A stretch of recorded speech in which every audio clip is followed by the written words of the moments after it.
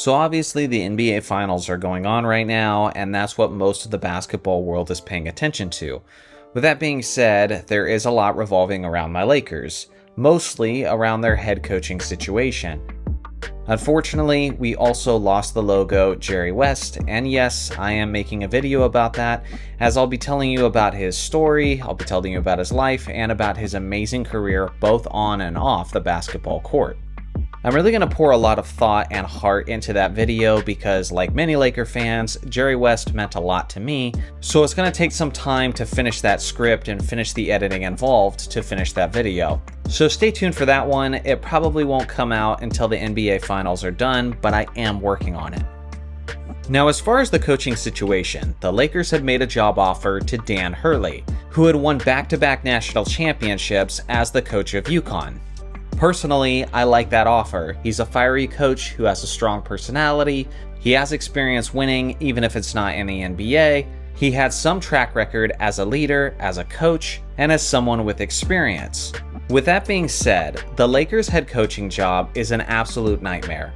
Basically, since Phil Jackson, it's been a constant revolving door due to the ridiculously high expectations. It's not just the pressure of the organization though, but it's also the pressure of having to be the head coach of LeBron James. And let's be real here, even if you consider yourself a LeBron James fan, you have got to admit that this guy is one of the most difficult, if not the most difficult player to coach in the entire league. Some of that comes from his strong personality. He knows who he is, he knows what he does, and he knows what he expects from his team.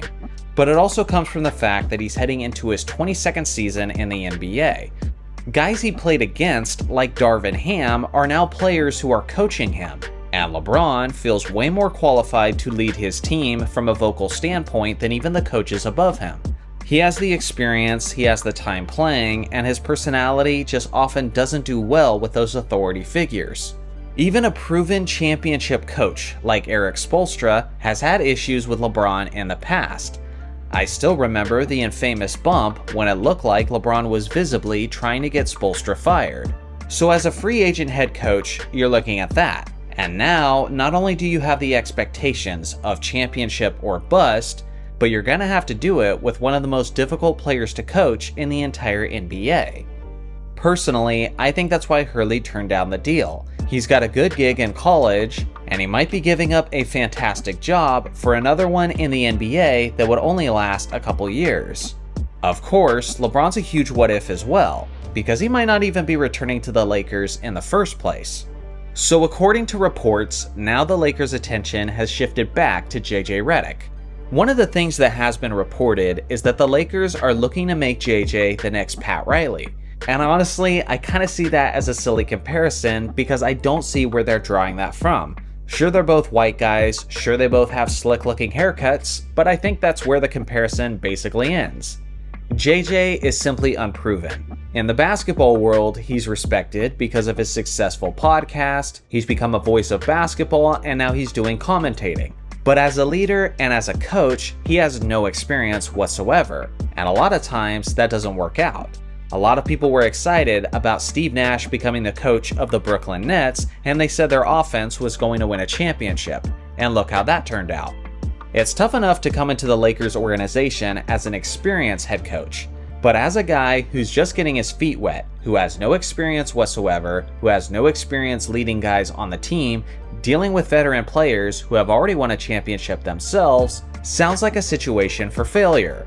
The Lakers should be looking for the most prestigious, proven, and experienced guys in the league, not rookie head coaches. Again, he does have the podcast with LeBron James, so we know they have that chemistry there. But can he be a leader to LeBron? I don't think so. I don't think that's what LeBron wants, and I'm not sure if the management really cares, because it looks like they're doing whatever they can to appease James. This is really frustrating for me as a longtime Lakers fan. I remember when we traded for Steve Nash, and because of that, we passed up Phil Jackson to return as head coach, and instead hired Mike D'Antoni due to his connection to our nearly 40-year-old point guard. That obviously didn't age very well, and when Nash wasn't on the court, it made no sense whatsoever. Don't get me wrong, everybody has got to get their start somewhere, and JJ may just end up being a great coach. And I hope he is. He knows a lot about the modern NBA. But as a Lakers fan, I don't believe the place to get his start is here in Los Angeles. If he does, then sure, I hope he's going to win, and I hope he leads our team, and I hope he does become the next Pat Riley. It's not so much that I dislike the idea of JJ being a head coach of my team, but it's more about the optics of the situation. The Lakers lack no spine. Jeannie Buss seems to have no conviction in her decisions. It's debatable whether or not she even knows basketball. Hiring JJ Redick, drafting Bronny James, and doing whatever you can to keep a near 40-year-old player as he's in his exit phase from the league is something that a bottom-feeding small organization should be doing, not the organization that's arguably the most prestigious franchise in basketball history.